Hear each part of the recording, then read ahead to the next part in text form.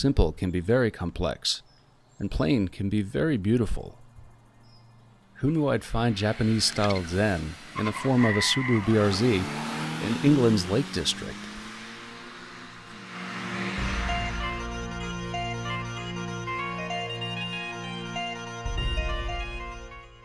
I'm Marty Paget, the editorial director for the Car Connection and Motor Authority, and I flew over to Manchester, England, just in time to grab a BRZ and head north from Manchester to Armathwaite Hall.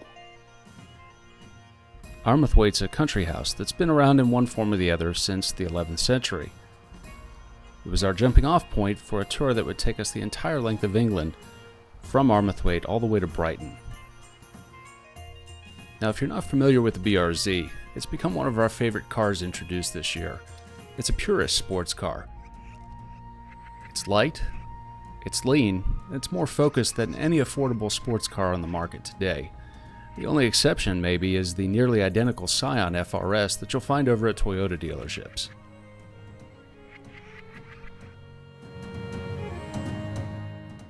In some ways, the BRZ is a back-to-basics sports car in that it's lightweight, it's rear-wheel drive, but in other ways it's completely modern, with a body structure and safety features and amenities like Bluetooth and iPod controls, even a navigation system. We took off from Armathwaite early one day for the nearly 400-mile drive south.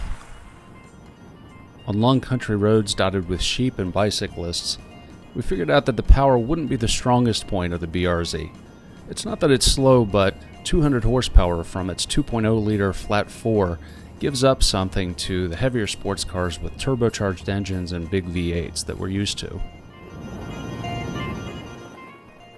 Of course, we prefer the precise, short-throw 6-speed manual, but those who want an automatic transmission won't be let down by the 6-speed automatic.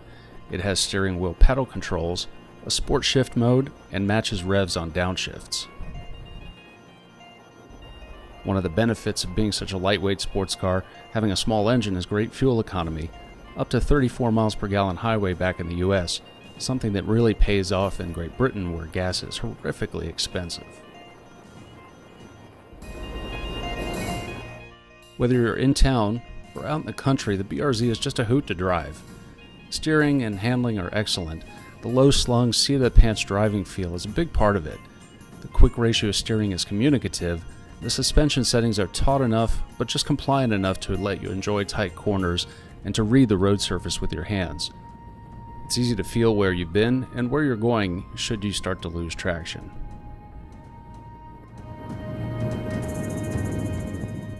And that comes in handy at the Harewood Hill Climb, a short course track that Subaru took us to explore the BRZ's handling limits.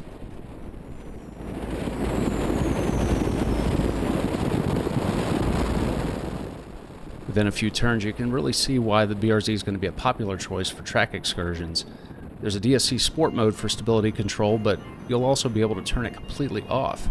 The BRZ also has a limited slip differential that helps give the rear wheels a surer footing out of corners, and taller drivers will even be able to fit inside, even with a race helmet on.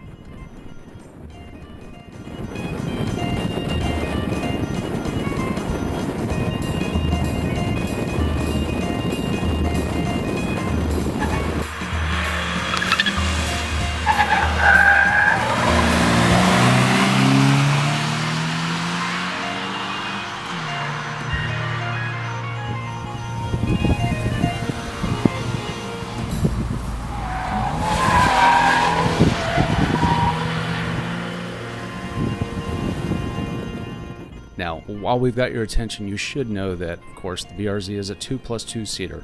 Anyone who gets put in the back isn't really going to be happy on a long trip. But you'll be happy to know that the BRZ has gotten excellent safety scores so far.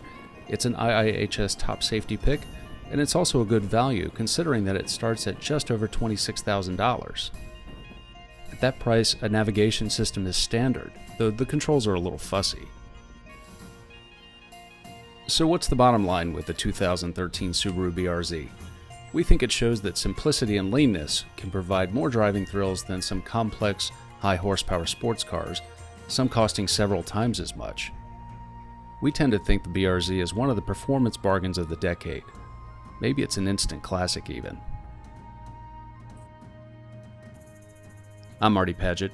Don't forget you could join us all over social media, at Facebook at The Car Connection, at Instagram at The Car Connection, and at Twitter at Car Connection. Thanks for joining us.